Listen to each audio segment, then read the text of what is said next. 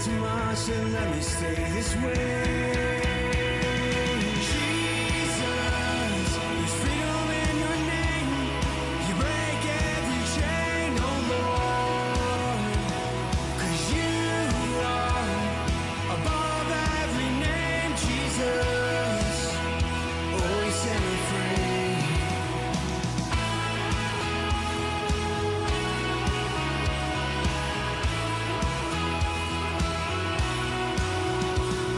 Now I live my life, singing songs of praise, proclaiming everything you've done for me. All right, welcome to the Warriors Way. I am your host, Isaac Walsh, and my guest this week is Bob Strygulec. Say hi, Bob. Hello, audience.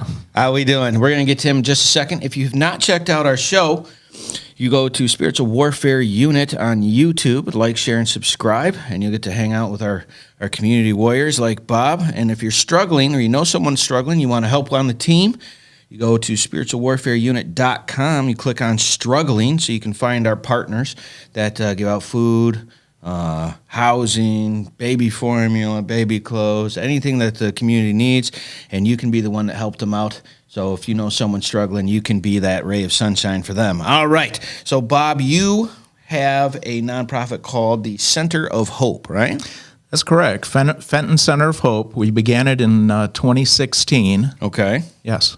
All right. So, and I'm assuming it's in Fenton, Michigan. It is. Okay. Yeah, still in Fenton. We All moved to a new location, but we're still located in Fenton. All right, you can't steal your thunder yet. We know you're moving to the new location. We're going to get to that in a little bit. So Bob has a really unique start. First of all, pronounce your last name for everybody. Strygulec. All right, Strygulec, and it is pronounced. It's one of those names with a Y.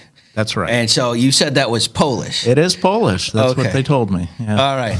I think I've been pronouncing it wrong for the better. I would call it Strygulec, but it's Strygulec. I respond to anything, Going through school, I mean, every class was a different pronunciation.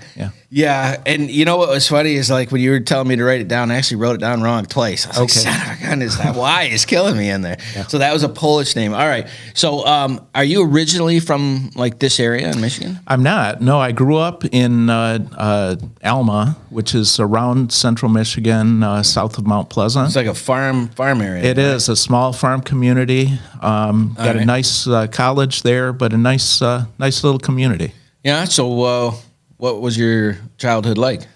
Basically, probably town trouble. Explain that town trouble. That sounds a story. I had a good childhood. I mean, really, small town, those kind of things. But you do the things, as far as kids do or young people do. I don't know what you're talking about. Explain town trouble, because I grew up in like Davison. Like I grew up in Flint most of my life, and I moved out to Davison for like 6 years in my teenage years. But town trouble sounds interesting. My town was set up with basically a loop of one-way streets.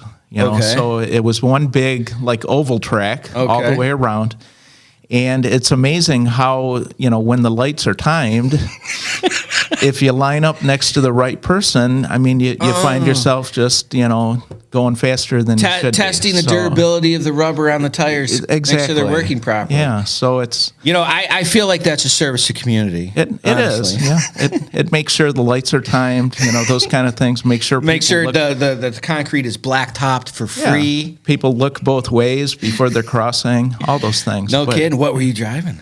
Oh, nothing special. No, that wasn't the point. It was just for fun. Yeah. But we spent a lot of time going in a loop around the town, those kind of things. So it's almost very Dukes of Hazzard-y, yeah? Probably, yeah. Not quite as exciting, obviously. Yeah, but my wife always laughs. I mean, when we used to go visit my parents there, it's just cornfields on the way there. Yeah. So cornfields and beet fields. So.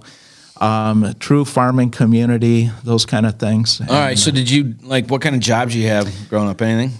My first job was actually in a grocery store, believe it or not. Really? What grocery store? It was called Ashcrafts at that time. Say that one more time. Ashcrafts? Ashcrafts, yeah. It was G-rated, sir. I really need you to keep it. Yeah, that's right. It was a Spartan store. Okay. And to this day... Were you a bagger? I started as a bagger, but basically did everything. And still to this day, I tell people that was the job that I had the most fun at, over the past 40 years. As a bagger? I don't think I've ever heard that before. What made it so fun? Everything. I mean, you have the crazy stories of, those were You can't say crazy stories and not tell me one. Yeah. Okay. So let's say like the big racks that hold merchandise, the pallet racks in the back. Yeah. People making like a little bedroom up there where you can't see where they go. And just going to sleep or while they're supposed to be working. So, all right, hold on. Let me get this straight. So you have like a 2-rack thing. Yep. So here's what my head's thinking.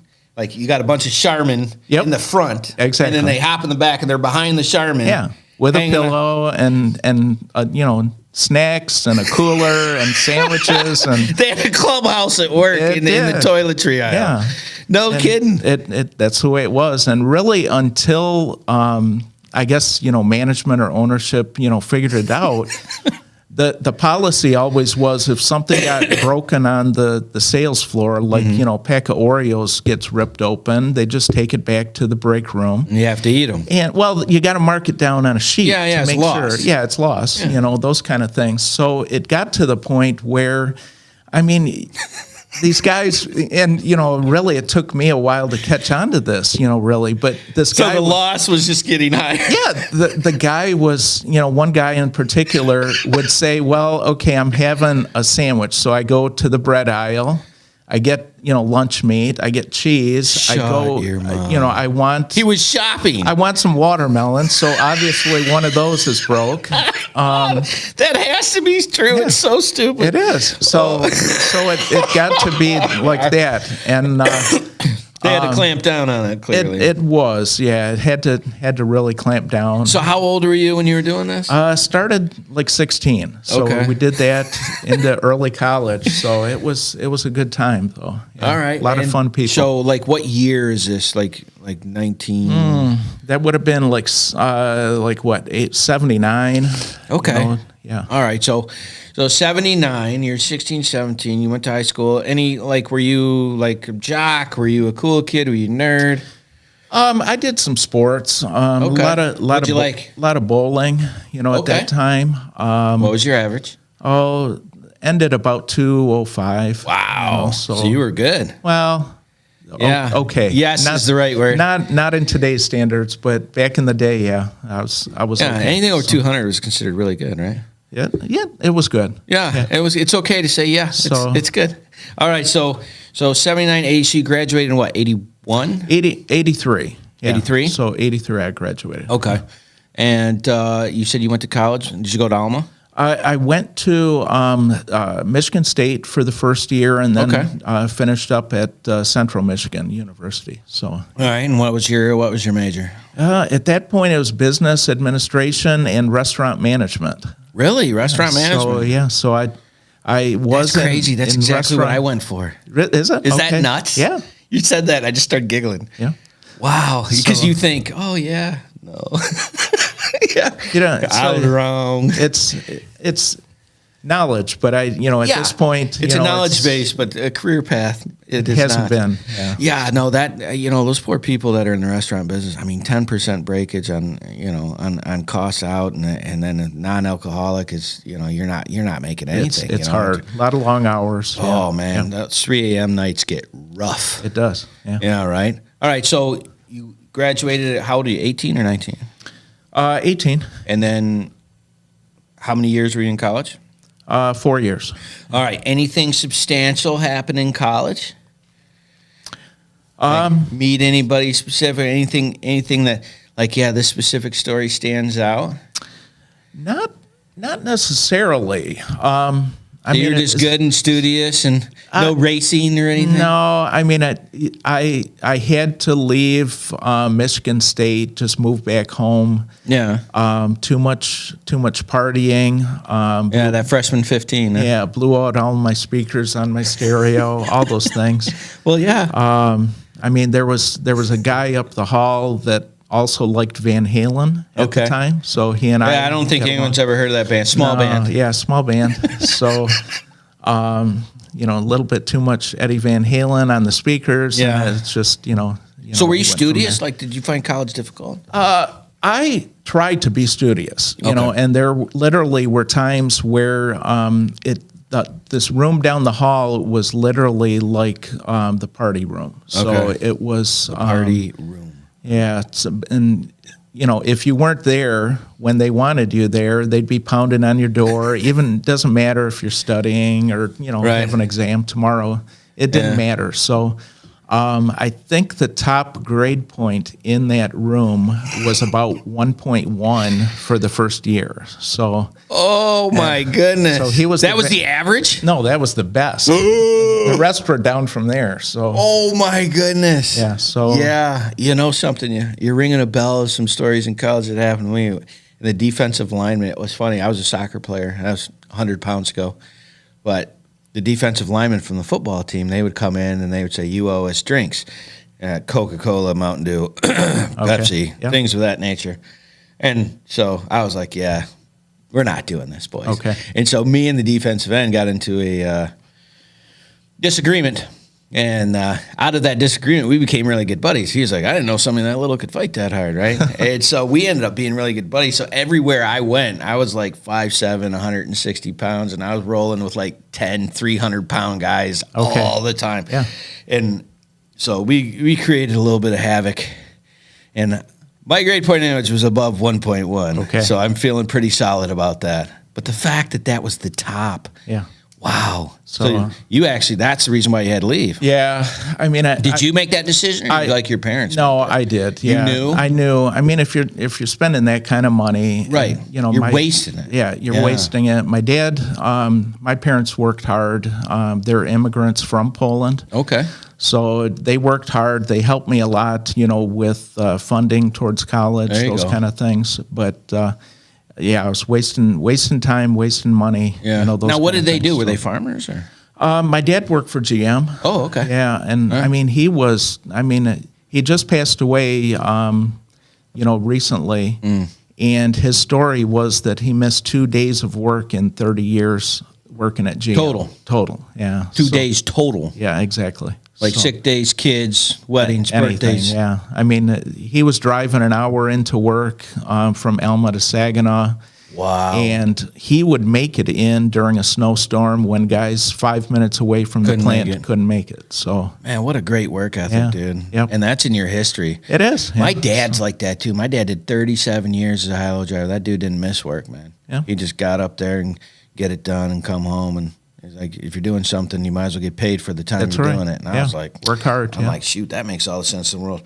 All right, with that, we're going to head to our break. This is our Warrior of the Week is Bob from the Center of Hope in Fenton. You can check out his website at fentoncenterofhope.org and see what they're doing. If you'd like to check out and volunteer or possibly donate things that you're doing. If you haven't gone to our life application class, go to spiritualwarfareunit.com on there. And for $1 a day, you can check out videos that'll help you see different ways of looking in your life and making better decisions. With that, we'll go to break, and we will be right back. Taking a quick break from our podcast, I wanted to let you know about our life application program that we have for churches and nonprofits in the area that are trying to find programming that they can use in case the corona shuts you down and you're not able to get in. You go to spiritualwarfareunit.com. Click on our episodes, and you can check out our programs for as little as $29.99 a month to make sure that we're still getting the word out to those people that need it. Now, back to the program. All right, welcome back to the Warrior's Way. This is our second session. We're going to get into how Bob left from college and got into the next section of his life. So when you graduated, you were 23, you said? Yes. All right. And so were you still staying in Alma, like with the parents and all that? I was. I got married in 93. So. All right, hold on. Let's see. So we graduated in 81.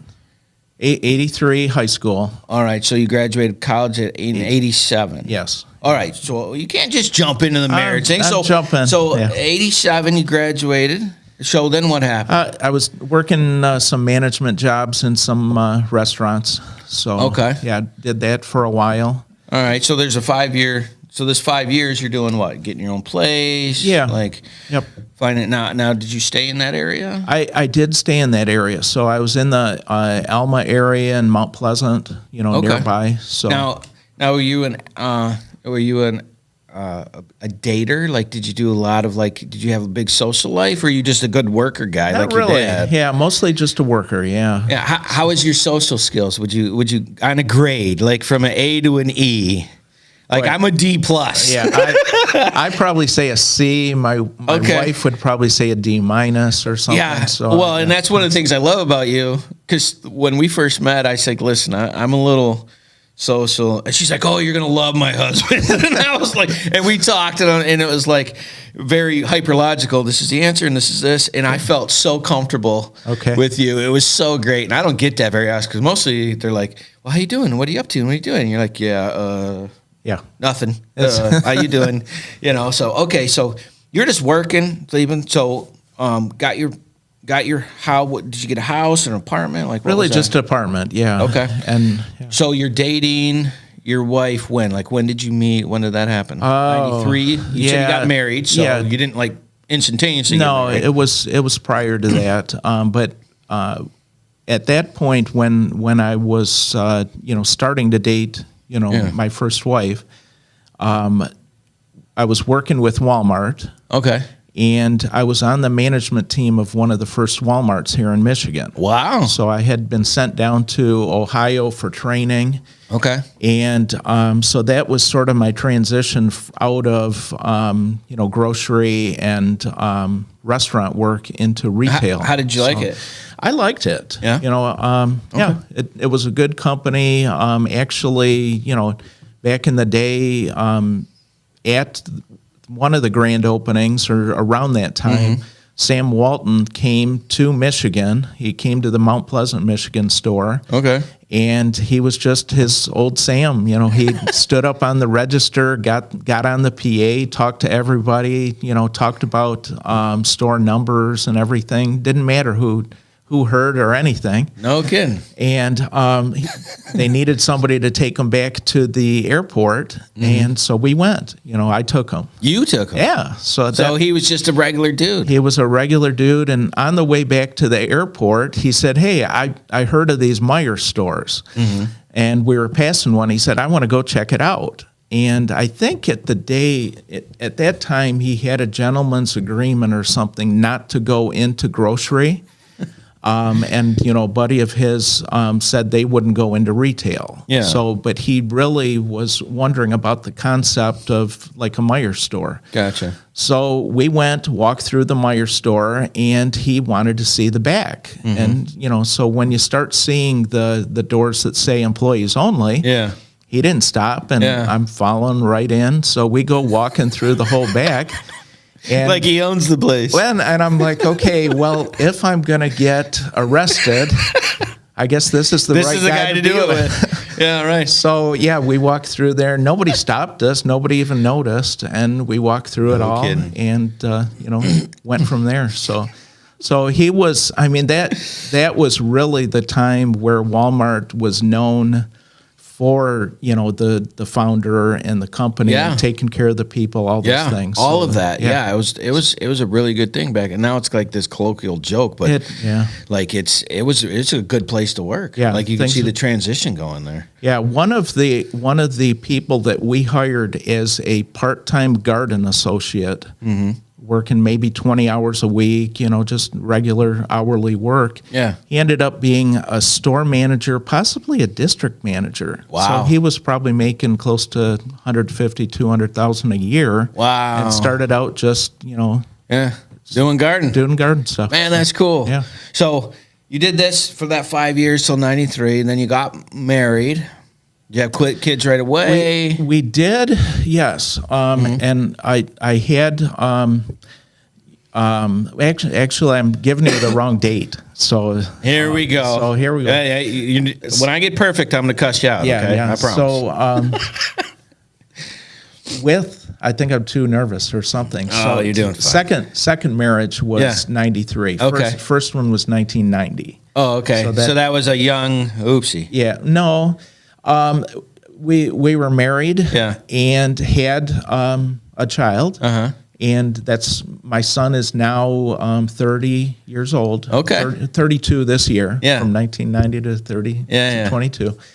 My wife found out that she had leukemia when she was pregnant. Oh. So that's the story. Oh. She was working at Walmart at that time. Also had a second job. Wow. Those kind of things. But so at that time, we were young, working hard, just trying to make it. Just those live. kind of things. Yeah. Yeah. So we thought, okay, being tired, it's just part of the norm. Part of the two jobs and kid. And being pregnant, all that. Yeah, yeah. When she called and said, hey, doctor wants to talk to us or whatever, she found out she's, had leukemia. Wow. Ended up having our son almost 8 weeks early. Wow, okay. So he's fine now, just has a little hearing loss and things. All right. But she passed away 2 years later. Okay, so that'd have been 92. 92. Yeah. Okay. So then where did you meet Jen? I met at that time, Walmart relocated me to the Flint store. So Corunna Road was just opening at that time. You were managing the Corunna Road store? I was the co-manager at that time. So it was myself and another guy and another team. So this is 93, 94? 92-ish. 92, 93. Yeah, so you're 93. 26? 25, 27, right in there? 27, probably. Okay, just trying to get to mine. Yeah. Trying to get the young face spot. So at that time, I had been doing things, in our community prior to moving. A lot of, let's say, bowling fundraisers. And now, is that something like you've always done, or is it just something that you like doing? Yeah, how did you get into that originally? Something your parents got you into? No, nothing my parents really did, but something I enjoyed doing. Okay. And it was something that I did prior to coming to Flint. Okay. And during the grand opening of this store, it was prior to the store opening. Okay. We really, I came to the store they gave me the role of community involvement manager. All right. So you're real good at putting these things together. Yeah, just, orchestrating different things and, getting the right things done for a grand opening. They want to make sure, everything goes right and those All kind right, of so things. so you met your wife where? Come on, Bob.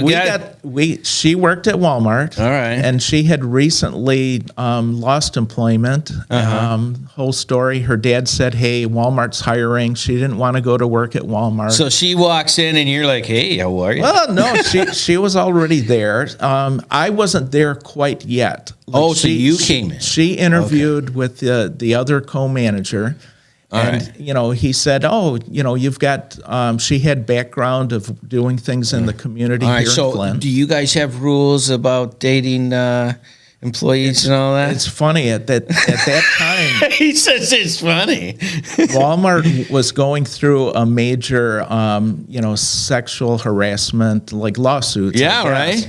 So we as management were doing these meetings with the staff saying, okay, you can't date, you can't do any of these. So they put myself and Jen in an office together for about 3 months. Yeah. And we just, worked side by side, talked, did all the planning, do everything that we do basically now. And then the fraternizing went right out the window. It just... But it happened over time, Sure. It really, we just talked and all those things. So how long was that process? About 3 months. And then you were just that was that. She's a great person. She's such a hard worker. She is. Yeah. And the funny thing was her mom and dad, I walked in the store before it opened. Yeah. And they were just, talking with her and they said, "Well, where's this Bob guy you keep talking about?" Ooh. And because she was telling the parents about apparently she was. Apparently. She didn't realize it. she said, well, here he is. I meet him. No big, nothing arranged or anything. And they tell her later that night, well, no, nothing's going to happen. He's just not right. He's not your type. He's not your type. Look at him. That's not the guy, that's man. Not the guy. So it's so funny. So it's those kind of things. But yeah, that ended up with marriage. With marriage, you were the guy. About 6 months later, and as I'm doing presentations at the store to say, we can't fraternize, all those. I'm things. Getting married to another. I give her a call after work one day, and her dad. You hypocrite, Bob. Her dad answered the phone, and he said, "Bob from Walmart's on the phone for you." So she takes the call, and I say, hey, do you want to go out for dinner sometime? Yeah. She thought I was testing her to see if break the rule. Yeah, see if she would break the rules. That's perfect. So, oh my gosh, that's so funny. Finally, she did agree. We did go out to eat, and spent time together, those kind of things. So and it's rolled in. Just all right. did that. And then you had kids? We did, yeah. Right. We've got two daughters. So yeah. All right. So from 93, 94 to 2016 is when you started Center of Hope, right? Yes. So that was just, what were you doing in that immediate time? That just life and the kids and raising and jobs and all that? It is, yeah. And during that time, prior to starting Center of Hope, we ran a local food pantry and baby closet out of a local church for 12 years or so. All right. So, yeah. So you giving back to the community is something that you guys have always done. It is, yeah. We have, always felt blessed, with everything that we have. We look forward, always to bless others, and it's in us. Our kids have done mission trips, all those things. So. I love all the things that you guys do. This is why I'm having you on the show. This is great. I want people to meet you because you and Jen's story is a great story, and the things that you've gone through, the difficulties and the frustrations and all that stuff makes it a great story. And the fact that your parents came from Poland and you're here makes it a great story. And then you guys are just generally good people. And this is why I love doing is showing people. So we're going to go to our quick break, and when we come back, we're going to start our gem session. We're going to get a couple of funny stories from our guests. If you haven't gone to FentonCenterofHope.org to check out what they're doing, please do that. If you haven't gone to our website yet to see who's struggling, to go to spiritualwarfareunit.com. Hit like and subscribe and share on our YouTube channel, and we will be right back.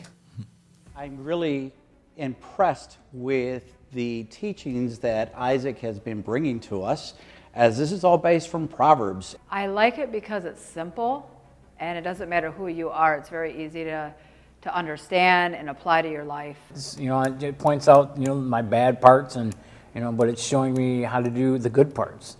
And I'm trying to apply that and make a better life for myself, because I'm tired of where I've been. It's impacted a lot of the guys as they continue to talk and ask questions after the meetings, as they speak to one another regarding the meeting and the messages and the topics that are being brought up, which are down-to-earth topics of situations and things that we live with on a day-to-day basis. He takes the Bible and he breaks it down into simple terms and where you can understand. And like I said before, sometimes a lot of churches, even the Salvation Army, sometimes we start using these big words that people don't understand, like even saying someone got saved. Well, what does that mean? What does it mean when you say someone got saved? And it's accepting Jesus into your heart. So it's like words like that we use that people don't understand. It's just very interesting how he points out, the different things of, the sin part, and then he comes back with the, how to make it better, and he just points it out. It's there. I didn't know all this stuff was in there, but now that he's pointing it out, it's like, wow, I guess if you really dig into the Bible, you find these things. This is a daily moral standards that we can live by, that the teachings are coming from, And honestly, we can take verse by verse as what he's done, and pretty much he's done the hard work for us, and now laying it out so that we have an easier understanding. There's some people who don't like to be in Bible classes, but this one seems to get their attention. I could stab myself in the face with a pen.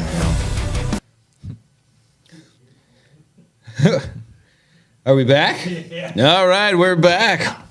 We're having one of those shows today. Welcome back to the Warrior's Way. Our warrior this week is Bob Strygulec from Fenton Center of Hope, and you do basically food distribution. We do a lot more than food. Okay. So sure. Before we're going to get into that, okay. I wanted people to know that was one of the main things. So this is our gem session, and in our gem session, going through your life and experiences, inevitably there's some funny things that happen along the way where either you're getting embarrassed or you're embarrassing or getting embarrassed. And so we like to ask our guests some funny things that they recall that happened along the way. So you had some stuff. So what do you got there? Okay. He says okay. There's always stories, but when I think of like people that we assist, sometimes there's in my mind there's an obvious answer. Right. And that logic side of you. Yeah, you start looking and you start saying, okay, here's how I can help. Right. Those kind of things. Mm-hmm. And sometimes it's the best people that really I don't understand an answer sometimes. So right. When it comes to something funny, I mean, it's like when somebody tells me that they haven't dated for a while and they just are struggling, but they're happy with somebody that they found and they think, oh, this is the one, and this is good. And then they start telling me some of their little habits and things. So yeah. The one that really stuck out to me was when somebody thought they found the one. The one. Yeah. And she happened to use this guy's shower at his place. Yeah.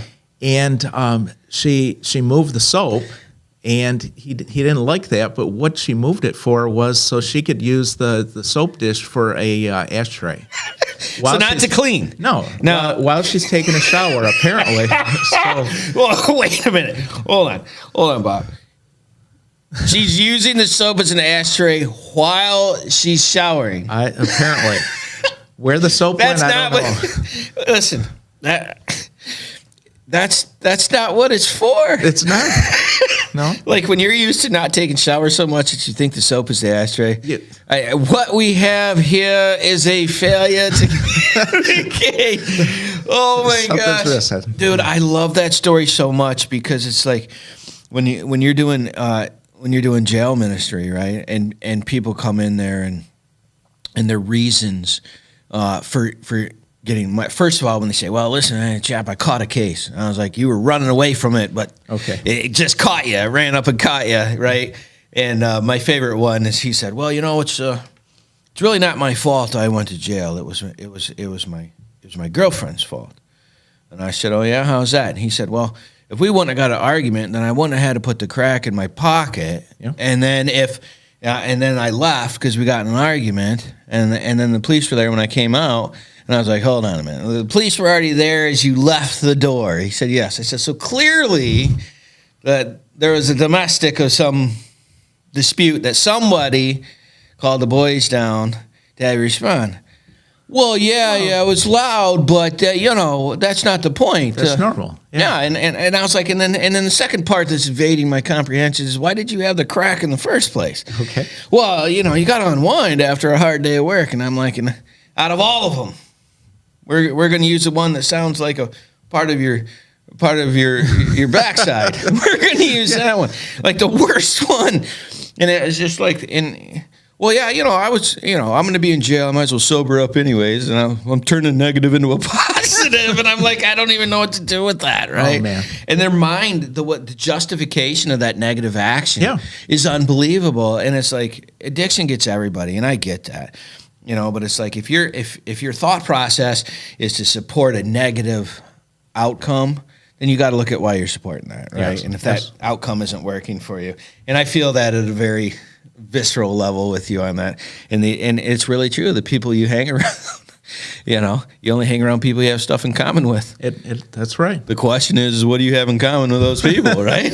So, like, our thing is we like to help people. That's why we hang out. Yeah, that's in that scenario, it was clearly something less helpful. Less helpful. Yes, that's right. All right, so we had hit the life stage. Late 20s, early 30s, late 90s, early 2000s.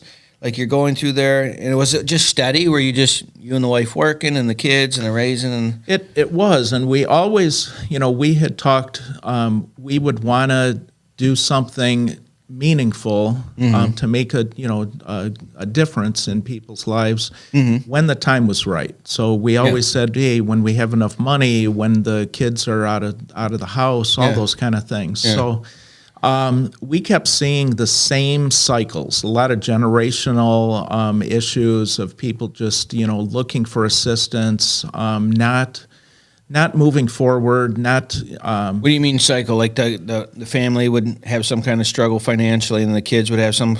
Is that what you mean? Yeah, okay. Exactly. So a lot of that, what we had been seeing...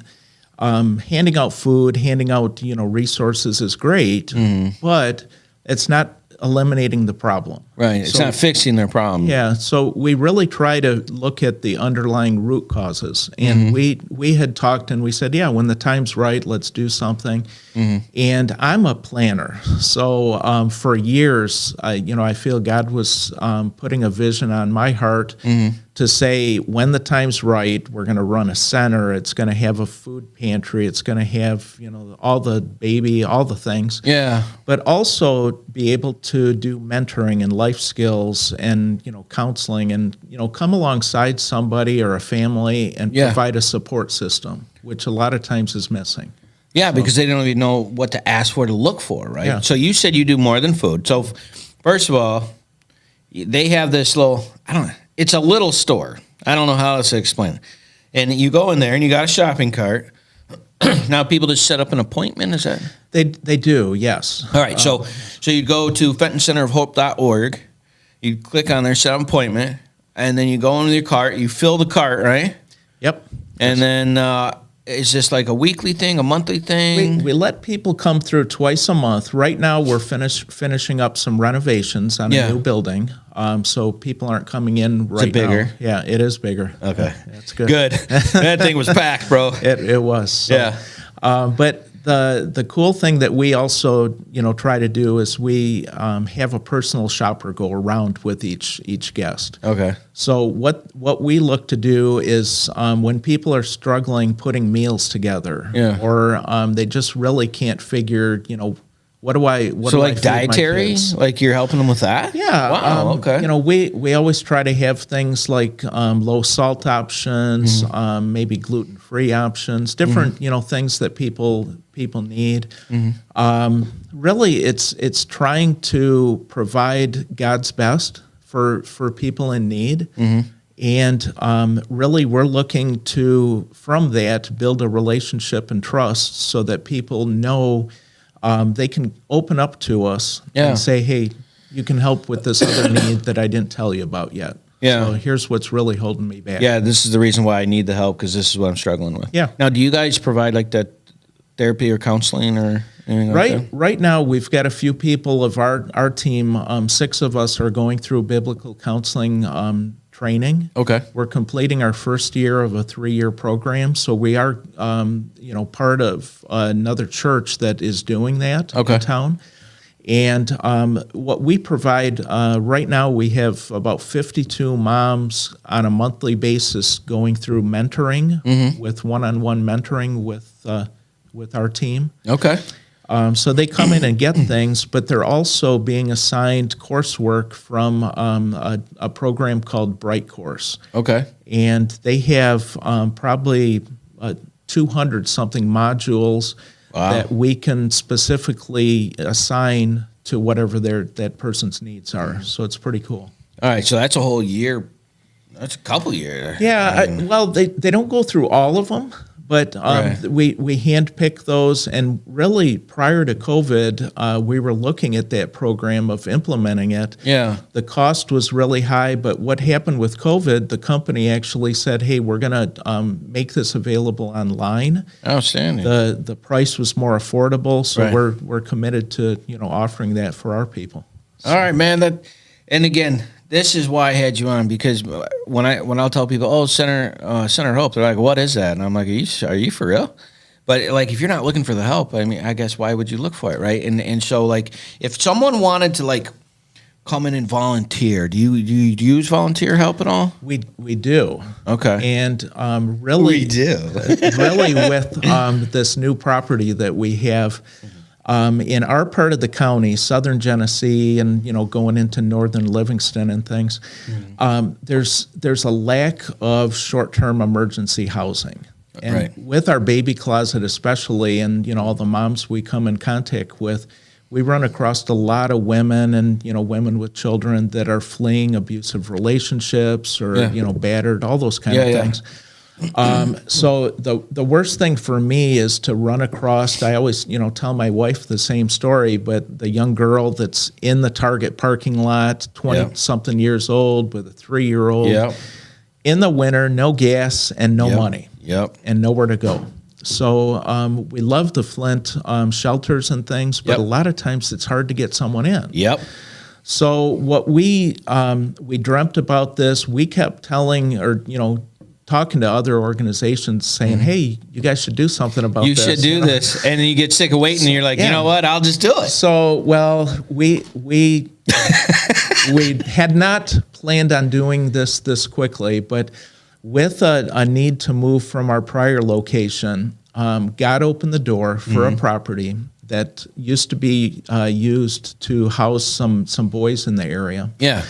And literally, we've got 3 homes on the property that are about 8,000 square feet each. And we're gonna be starting renovations, those kind of things very shortly. And the intent is to really provide that short-term housing. So let's say a woman in need, whether she's coming out of a program or just coming off the street, a lot of times it's that gap where they need time to catch up on the bills, get fines and save the money to be able to get a place. All that kind of stuff. Maybe they don't have a car, maybe they don't have a job, but for us to step alongside that person and then provide some support, and get them a positive, momentum going forward. Man, Bob, I love you guys so much. This is such great stuff. This is why I had you on, because this is the type of people that we have ready for you. So if you are struggling, you are not alone. You haven't been alone. You just didn't know it, right? So we're bringing these people to it. That's why we have this podcast. We're going to take a quick break. If you haven't gone to spiritualwarfareunit.com, please check that out. If you are struggling, hit struggling, and you can find people like Bob. Be happy to help you out. Cost you nothing. If you haven't seen his website, go to FentonCenterofHope.org. And with that, we will be right back.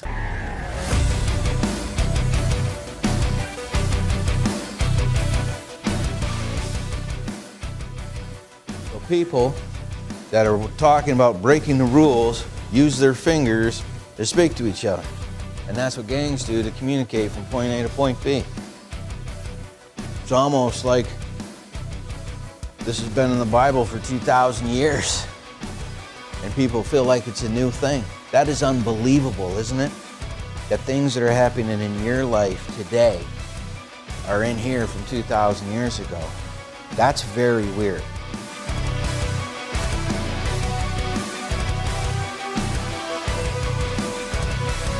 Whenever you're ready.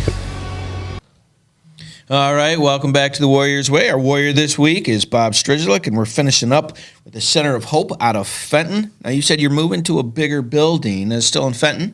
It is in Fenton, on North Fenton Road, right in front of Camp Copenhagen. All right, does it have an address? Just so it does, 10401 North Fenton Road. All right, that's Fenton, Michigan? It is. All right, I'm writing that down. And so people can go to FentonCenterofHope.org, and the address will be there, phone number to set up and call. It would. So people are listen, if you got family, we all have family that's struggling. and we have friends that are struggling. Send them to this. You get to be the hero. Tell them about a place that can help them out. Then get some food and help for free and help them. Help me, help you, help them. Exactly. I mean, and everybody gets a win. I mean, you guys need them to take the food. You know, they need the food. That family member wants to help them out. I mean, this is easy money right here. Everybody gets a W. So, all right. So, do you do fundraising events? Do you take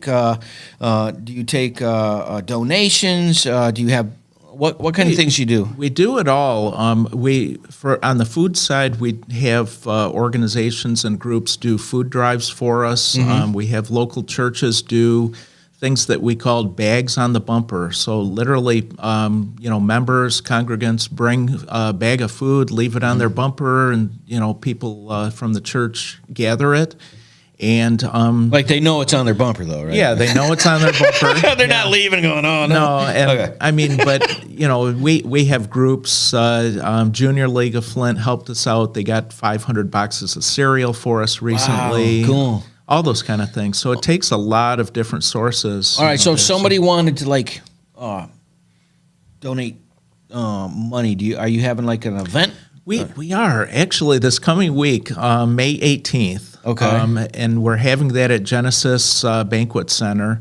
Right. That event already is packed out. So we can't take any more money because it's packed. Not.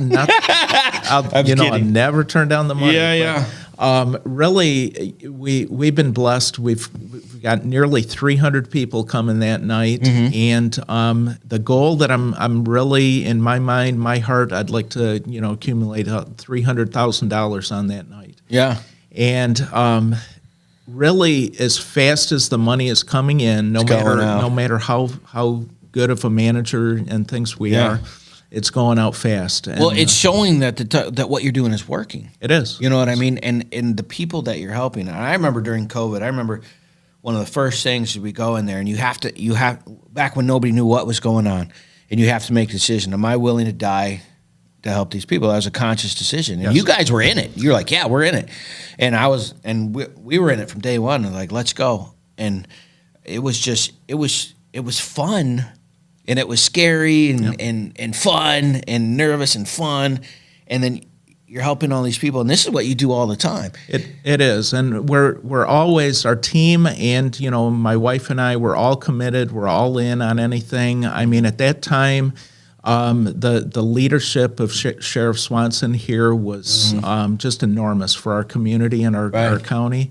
But really, we just want to love on people. And COVID is not something that we're going to say we're going to shut down and not be helping people. Right. So we remained open the full time. Our numbers went up probably about 400%. Going on early. Yeah, we had people and groups from all over the county coming to our location to pick up food for deliveries. Right. And I mean, that was huge. Yeah, we had like 50 volunteers. It was nuts. Yeah. You guys were awesome. That was some long days. It was some long days, and I mean, it's fruitful though. Very fruitful, and our philosophy always is, when there's a problem, when there's an issue, we're always going to say yes and figure out the how. There's a song that if you got a problem, I'll solve it. That's it. We try. That's your theme song. Yeah. Ice, baby. There's so many groups that through COVID, groups and churches, have really partnered with us, and I mean that's the thing. Our heart, our vision for the future is working together with people in the community. Being the church, getting out there, no denominations, those kind of things. Yeah, hands and feet, man. Yeah, that's what I told somebody. I was talking with some guy, and he's like, "I can't believe you work with the Catholics." I'm like, "Dude, their Catholic Charities thing is the best thing going. I mean, they got this down to a T, right?" And I said, "I tell you what, let's feed them, let's clothe them, let's help them find a place to stay, and then, by God, let's argue about theology. But let's do it in that order. By the time you get done for the first three, you're too tired. You're too tired. Yeah, that's you right. know. Yeah. So, do you have anything like you have any community events coming up or anything that people know about? We do. The next one should be July 4th, and we'll be combining. Right now, I believe there's 8 or 9 churches that'll be joining together for that, as well as our organization, a few local businesses, those kind of things. And again, in events, what we put things together, we want to bless the community, but we're always looking to build community for people too and give them hope. So people that we may be serving, we want to show that they're not any different than anybody else, that they're coming to events, they're right alongside church people, that church people won't bite, all those kind of things. Not going to shun them. Yeah. Not going to not fit in. It's literally nobody knows who's in need. Nobody knows who's a millionaire. Right. You know, and it's Well, and as long as you don't have to put up any no biting signs. That's it. You know. Yeah. So it's, you know, we have fun, and it's literally some of these events. Like, where's it at? July 4th, I believe we're going to have it at our new property on Fenton Road. So we're finalizing some of the details. And what is it? Like, what are you doing? What we'll have is, it'll basically be like a carnival atmosphere. So we'll have food, we'll have music, bounce houses. Yeah, last year we smoked 2 pigs. That sounds terrible. Yeah, it is. Barbecue is always good, though. Yeah, right. Yeah, absolutely. You know, is there any other events that you have up of the year? Or is that just your 2 big events, like the banquet and the rest of it? You're just working. No, we have events probably every month or 2. Okay. And you know, we'll have those posted, you know, on our website for upcoming events. So what we're going to do is we're going to post those events on spiritualwarfareunit.com calendar. Okay. And then we're going to get a link to Fenton Center of Hope. So when they go to Strygulec, they can click, they can find you. And to be a help. I look forward to helping and being a part of these events if we can. If I can talk my producer into hanging out and eating barbecue. He's not a real big barbecue guy. But the man eats barbecue. Okay. You know what I'm saying? So we'll put on a 3rd pig. Yeah. We'll be ready. Yeah, and it just I love this. And you know the craziest part is like amount of people that didn't know what you were doing blew my mind. And you know the crazy part is the ones that needed it that didn't have it, right? Yes. Yeah. And you've been doing this since 2016. Yes. Right? So what do you think your overall scope of like what it's going to look like? You're just adapting a problem solution type scenario. Really, we're highly adaptable. Right now, everything that we do, we look to make sure that it's scalable, that whatever the issue or problem that comes across our community, that we're able to address it. And we've built so many good partnerships with churches and businesses that right now, I feel there isn't a problem too big for us to say, no, we can't handle it. Right. And when I say we, it's not Center of Hope, it's we as a community. Yeah. It's a group. Yeah. Yeah, and that's the thing that COVID taught me. The beautiful thing I brought out about is there's a bunch of people that want to help. Because, honestly, I had got kind of, down about life in the United States and the stress and the drama and the situation and all that stuff. And COVID showed me there's a whole bunch of people that want to help, right? And I wasn't aware of that. And the people that need to know didn't know. They didn't know. Right? Isn't that crazy? It The is. people we're trying to reach. And so my whole function is to provide that to the people that have nothing so they can get this, so they can get the help and we can help them. I mean, it sounds ludicrous that it doesn't happen, but what happens is you guys are so busy doing the work. The ability to get the word out that what you're doing is only in your circle. Yeah. Right? And so we're just trying to widen that circle for you, buddy, because you and Jen do great work, man. And we're looking on that, we're talking about that on our team. The role that Jen and I have had over the past years, as we grow now, we're getting out, we're speaking more, we're doing public, presentations at churches and, businesses, those kind of things. So if you're out there and you would like us to come out and do a presentation, we're available. We want to get the word out. So your presentation is what? Like just what you do? Really what we do and how we can bless others. There's a lot of things that we're going to be putting into place and that we have in place already that really are ways that we can show you or help you reach your neighbors and love on your neighbors and your neighborhoods. And there's a lot of great ideas, and it takes a lot of people to do these things. So we're trying to get the word out. All right, so you have housing that you're getting into. You have food. You have counseling. training for? We have an initiative that we're moving forward that we call Love Our City. And we've seen this put into place a few different places here in Michigan as well as down in Florida. And really all it is, groups and people and churches pulling together under the banner of just saying, hey, we want to love on our city, love on our people. We love because Christ first loved us. Right. And, literally that's what we're trying to do. So whether it's blessing somebody with a new chair or a couch or, providing a table and chairs for a mom that doesn't have a dining room table. Right. These people might get something like that and sit there and start bawling. And I'm literally a 40-year-old mom had no table up until that point in her life. Yeah. A table's brought in. She's sitting there, with, volunteers at the table, led to the Lord, and now she attends a church. Yeah, and I was a kid, and my mom struggled with addiction, and we slept on the floors, and then we were grateful to have a mattress. Yeah. Dinner table wasn't even an option. That's not even one of the things we had. Like, we were fighting for food. Yes. Like, and I remember having to make tomato soup with ketchup and water and telling my brother how good it was. And, Okay.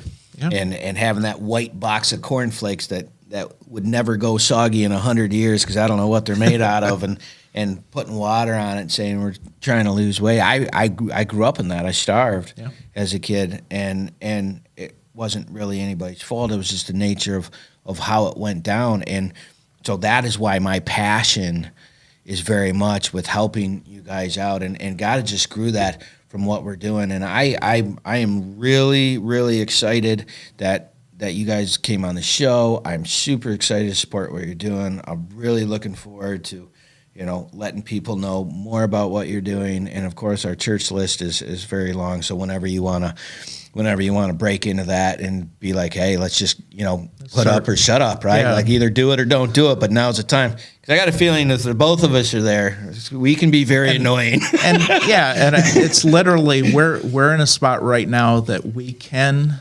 help others in the community. It's not that we want to take over anything or do anything, but there's so many people in the community that say things like, I wish I could do something for my neighbor. Yeah. I wish I could do or be part of a group. Well, and the thing is, it's like churches, they have like a small food pantry or they have a clothing thing, and they got like one lady that's doing that. And all you're saying is, instead of relying on the church to do that, because you got your pastor and your assistant pastor, and they're trying to manage that church, that's its own job. It is. And we're coming along going, listen, we'll just third-party contract this sucker and work with the church, and we'll just manage that for you, but we'll be a partner with you. That's basically what you're saying. It is, and we're finding churches with different target, like their age groups. So sometimes a church might have a great heart, like super great prayer team, Yeah, they got a prayer vein they warriors. like. Yeah. But they need some young blood to do the heavy lifting. Right. So we pair churches up, along with us, and we bring the help, we bring the workers, we bring our truck, whatever's needed. Because you know what's going on in my brain right now is I'm like, dude, when you're doing this, I just call Salvation Army. We'll get the Sally boys over there. We'll call Life Challenge. We'll get some of the Life Challenge boys out there, and you can go do some things. That is. And go punch that out. And then people want to donate time. The teenage groups at church, they want to donate time. It's like, dude, I'm thinking of like 5 guys right now. Like, we just get them over there and just get it done. Yeah. Like, say yes or no, but figure it out, right? That's right. We had the Life Challenge at our back to school event last year. They were great. Yeah, we great love the group. Life Challenge guys. Yeah. I love the Sally guys too, because they fight to be able to talk about God in their program, and I definitely support all that stuff. Well, Bob, believe it or not, our time is done. That went super fast, buddy. I absolutely enjoyed you on. If you've not gone to the Center of Hope, FentonCenterofHope.org, please check out their program. Excellent program. If you are struggling, someone's struggling, go to spiritualwarfareunit.com. Please go to YouTube, Spiritual Warfare Unit, like, share, and subscribe, and we will see you next week. Do you have a nonprofit in your area that's doing a lot of work that people should know about? Feel free to contact Spiritual Warfare Unit at 810-715-9319, and we would love to have them on to see what good they're doing in the community and find out their story. Thank you so much.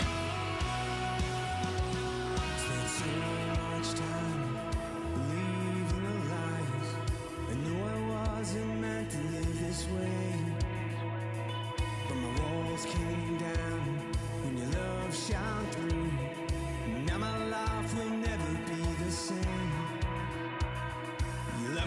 much to let me stay this way.